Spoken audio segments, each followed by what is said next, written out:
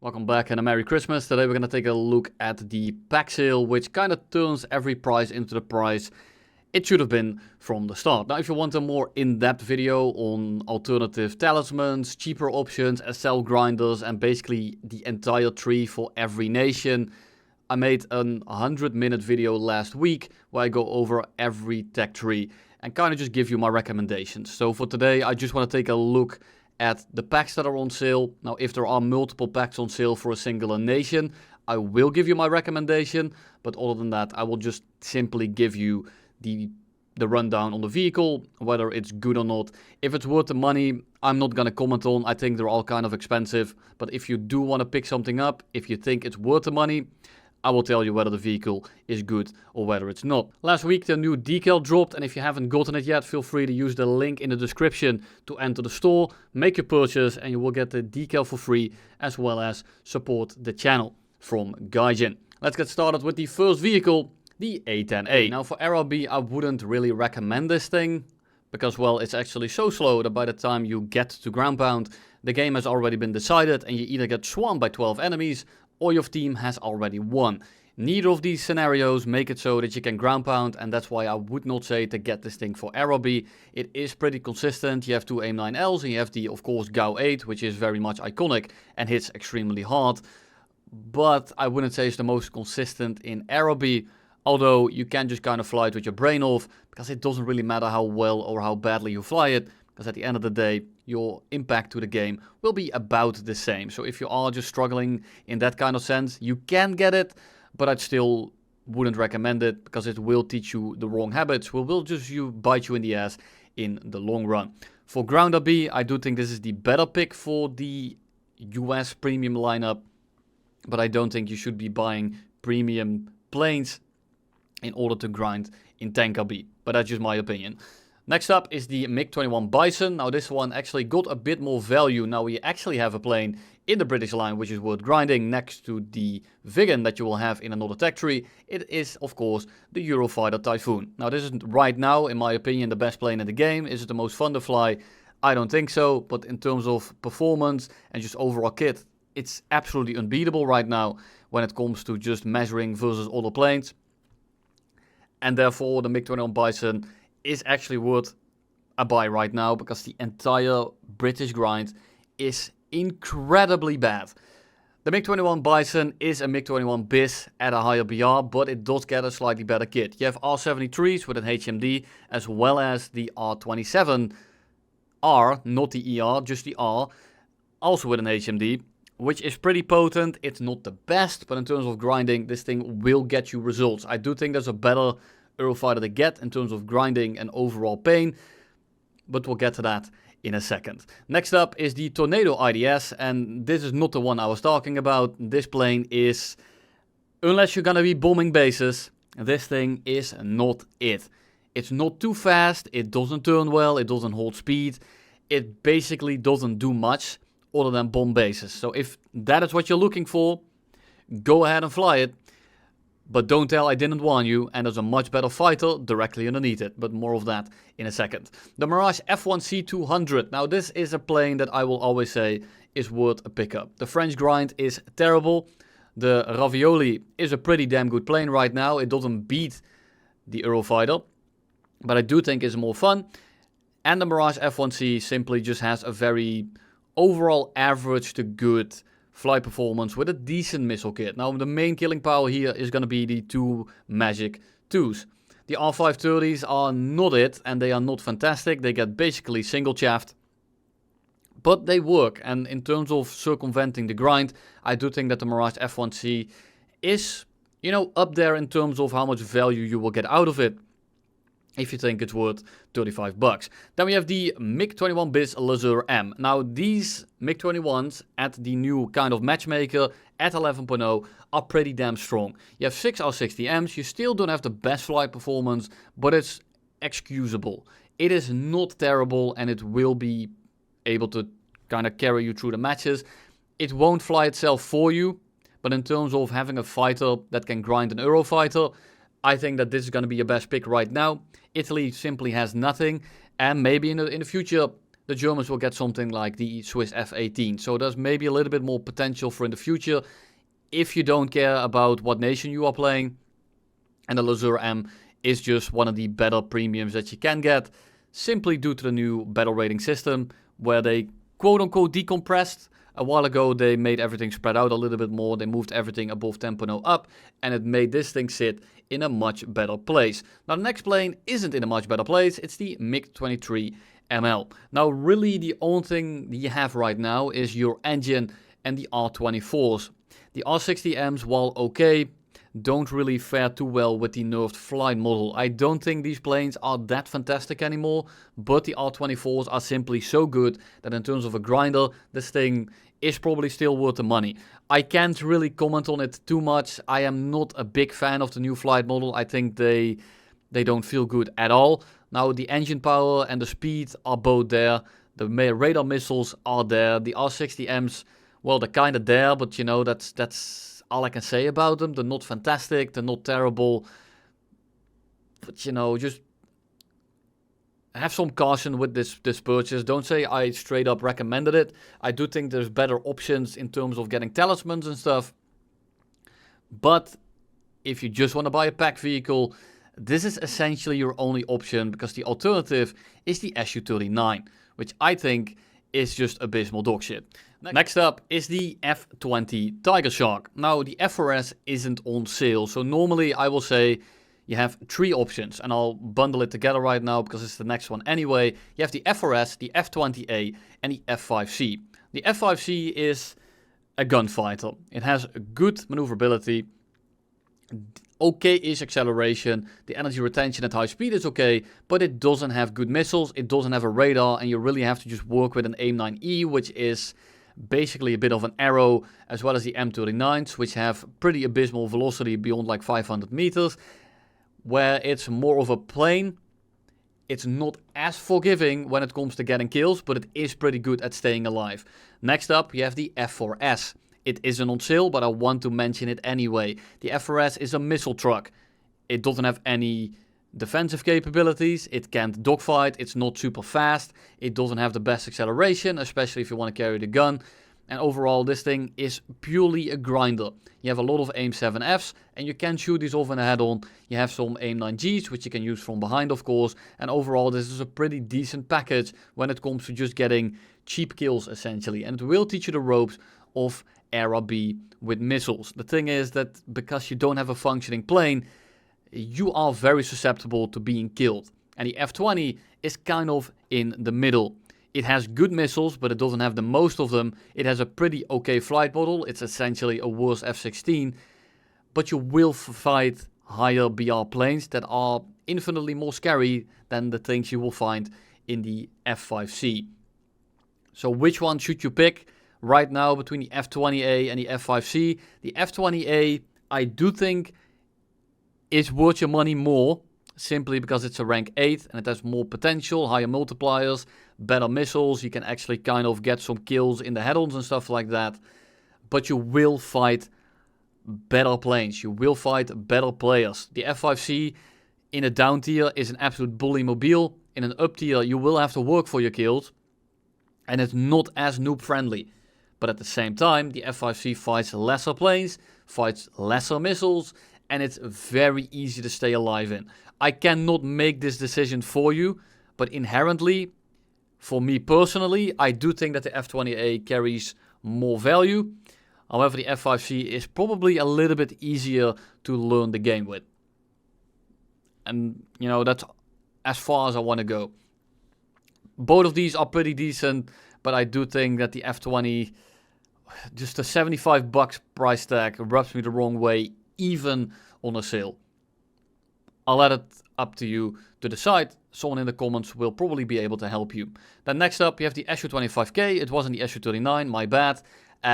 No, simply no. What I said about the A10 is true here as well, but it's actually worse, I think, and it's even a higher BR. I would not buy this thing in a million years. No excuses. Like, I just wouldn't get it. Next up is the J7D, and the J7D, opposed to last year when I made this review, is now actually pretty damn good. You have two or 4, depends on what you want to carry. You can carry PL5s or the Magic 2 equivalent, the J7, the PL7, and it has better 1-for-1 performance than the MiG-21Bis, believe it or not. Now, in terms of RRB, the MiG-21Bis, of course, has a better flight model because the acceleration is much higher. But with the new changes, with the new MiG-21 matchmaker, it's pretty good. And China is looking pretty spicy right now. You have the Mirage 2000, you have the PL10, or the J10, sorry. And overall, there's just a lot more value there. And potentially, in the future, there's more on the way. And then next up, we have the Kfir Canard. Now, I'm going to be real with y'all. I don't think this thing is worth your money for a very simple reason. And that is that Israel doesn't really have much unique stuff to grind. And with the new event coming up, with the Kfir C something, I forgot the name of it, but it gets derby missiles, it gets Python trees, and overall I think that is going to be a better plane. So if you just want a Kfir, I would say get the event vehicle. If you want to grind Israeli tech tree and you really, I don't know why, maybe you are from there, maybe you just really like Israeli history or whatever, it is a good grinder. It is a good plane to grind out the entire tree. I just think that the tree in itself doesn't bring much value that you can't get somewhere else. So I think that the Israeli grind is kind of worthless because of that, because there's like 2 or 3 vehicles that are actually unique, and one of them, well, guess what? It's about to be an event vehicle. So is it worth it? I think not. But if you really want the plane, and if you really want Israeli tech tree, and if you just really want to fly a premium Kfir, it is a good vehicle, it is a good grinder, but there is nothing to grind in the tech tree. The AMX A1, just no. This thing is basically paying money for a worse version of the free one. The Aidens are worse than the Vulcan, sorry, having a stroke.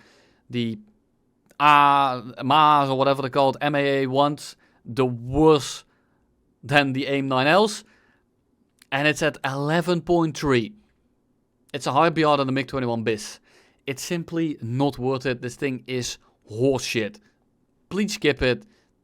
It's not worth your money. Even though the Italian line has quite a things to grind right now. You have the MiG-29, you have the Gripen, you have the Eurofighter. It has a lot of diversity, even as an F-16. This plane is just utter shit. Please don't pick it up. The FFA P16, I wouldn't get this either. For $5 extra, you have the MiG-21Bis Lazur. And I just think it's infinitely better. The FFA, the FAP16, it's... how do you say it? It's like a Hunter without an engine and without the high-speed maneuverability. It really doesn't have anything going for it other than the flaps. The flaps can give you about half a turn of performance. It's simply not worth it. I wouldn't pick this thing up. I would say go for the Lazur if you really like this thing, or if you're a Swiss plane collector. It's still kind of bad. I wouldn't get it. It's incredibly mid.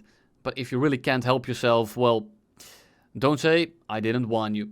Next up is the Mustang D20 pack. Now, kind of in the same boat. Now, for $15, I would almost say it's worth it just for the premium bonus, as well as the 2000 Golden Eagles. But I really can't recommend this thing. The Mustang doesn't have a functional engine, and the only thing it will have going for it is the straight line speed. The climb rate is bad. Dogfighting ability is pretty bad. The guns are okay, and at high speed, well, you don't have a rudder, and you have to keep it fast. It's very hard to kill people, and if you miss your shot, you are gonna spend the next 20 minutes resetting the fight. Because guess what? The only thing you do is go fast in a straight line. I don't think this thing is worth it, and neither should you. The Weizman Spitfire. Now, kind of in the same boat as with the Kfir, it's a fantastic premium plane. If you want a premium Spitfire or a premium prop to grind SL with, this thing is pretty damn good. However, if you care about Israeli tech tree, the only thing this thing is going to grind is rank 4 and 5, because you don't have a rank 1, 2, 3, which means that a premium prop is not going to bring nearly as much value as it would in another nation. A good plane, nothing to grind with. Or nothing to grind for. A5C. I just think the J70 is better these days. The A5C is a pretty okay grinder. It's a lower BR. You have two of the magic missiles. A decent amount of countermeasures for the BR. It's kind of lacking. But at the BR, it's mostly enough. I used to recommend this thing over the J7D. The tides have turned. The A5C is the better or the worst plane right now. It doesn't have the most amount of maneuverability. It only has the two missiles. The NS, what are they called? The 23mm aren't that fantastic. And overall, you don't get the airspan anymore. I used to recommend it somewhat. Now with the J7D being there and being in a better matchmaker, I can finally stop recommending this thing if you want to grind the Chinese nation. Next up are the tanks. Now these are not my recommendations, but of a friend of mine who I trust with my life. Well, maybe not that much, but I do trust him a hell of a lot. So I asked him for the recommendations, and here we go. The Challenger 2 OAS is not worth your money because the Challenger DS exists, and buying into top tier is almost always a terrible idea. Now, while this thing is slightly more expensive, it will give you slightly more value for money. However, buying into top tier is gonna be something that you pay with your sanity for. Next up is the Leopard 2A4, and it's the German one, rank 7, very well rounded, and is decent to good at basically everything, and one of the stronger MBTs that you can pick up to buy. Next up is the T80U. We haven't really played this, but if you have to go from the average T80 experience, this thing is pretty solid. But we don't have any experience and we are simply just guessing at this point. The M1 KVT is the best grinder for the American forces in the ground battle variety. It is fast, it has good armor comparable to that of something like a Leopard 2A4, and overall it just has a bit of everything. The gun is good, the reload is good. One of the best tanks that you can pick up to buy right now. And then we have the M1A1, it's the clickbait. I mean, the KVT exists, so personally, we would say skip the clickbait, get the KVT. It's cheaper on top of it. While it does give you 5 days less of premium and 500 Golden Eagles less, the tank in itself is much better to play. Next up is the Term 3, and this thing is a glass cannon. You're not really able to take back shots, but you're able to dish them out. Not much to say other than that. It has a 30mm, good coax, side-on, AA, light armor, gets absolutely shredded, and overall a pretty stable platform. The King Tiger, I mean, it's a Tiger 2, it's slightly faster than the Tech 3 version, and it's one of my favorite looking tanks. Is it as good as it once was? Maybe not. It's still a heavy tank, it will be able to take some damage. The gun is extremely good, but it is kind of heavy, and it's not my preferred playstyle. But that is me. It is a good tank if you do want to pick it up. Then we have the Somua SM pack. In my opinion, one of the best purchases I've ever made. And before you start going ape mode, yes, I did pay for the tank when I bought it. Very good reload, very good shell. Survivability from the front is pretty decent as well. And even I do well in this thing, so really it can't be that bad. Now, next up is the K9 Vidar. Absolute meme gun, used to be incredibly under-tiered. Nowadays in a bit of a better spot, but still pretty good overall. The CV90-105, normally we recommend the Leopard 2A4 Kristan for the Swedish Tech 3, but it's not on sale right now, so we'll have to do with the CV90-105. It's a glass cannon, it's pretty damn good, it's a very good grinder. If the Leopard wasn't here though, or was here though, we would have recommended that instead, but it's still very good in its own regard. Next up is the IS-6, which is essentially a medium tank with, well, heavy armor and a good gun, 10-second reload. Overall, I mean, this is also one of those tanks that used to be incredibly broken. Nowadays, it's up-tiered a little bit, the bugs have been fixed, and it's still pretty good. Just goes to show how insane it was when that thing wasn't fixed. Next up is the Challenger DS, which is basically just the better pick. I wouldn't say the better tank. It's a heavy tank. The maneuverability is kind of lacking, but the gun, the reload, and the armor are pretty decent, and overall a pretty decent grinder because of that. Type 16 It's what you expect, really. It's a wheeled vehicle, it's a bit of a glass cannon, it's super fast, but it just has no survivability. The Type 96. Now, personally, I can't really say much about it. It's a tank. Now, we just can't tell you. I'm terribly sorry. Someone in the comments will definitely let you know. Now we have the M51. Very good gun, although a bit bipolar. It either will one-shot the ever-living shit out of everything, or it will do nothing at all. Personally, we would say get another Israeli tank on the sale, but right now, I am pretty sure there isn't anything. So we can't really say that. Normally we have the Khalid, I believe. Personally, I would just wait until that goes on sale instead. And that's all I have for you today. Thank you all for watching. Feel free to use my decal code in the description. Merry Christmas, Happy New Year. And you will probably not see me until next year. And otherwise I'll drop a video tomorrow. But time will tell whether I have the energy to do so. Because if you might have noticed, I'm kinda groggy. I don't know what I'm saying today. And yeah, I'm gonna roll back into my bed probably. Thank you all for watching. And I'll see you in the next one.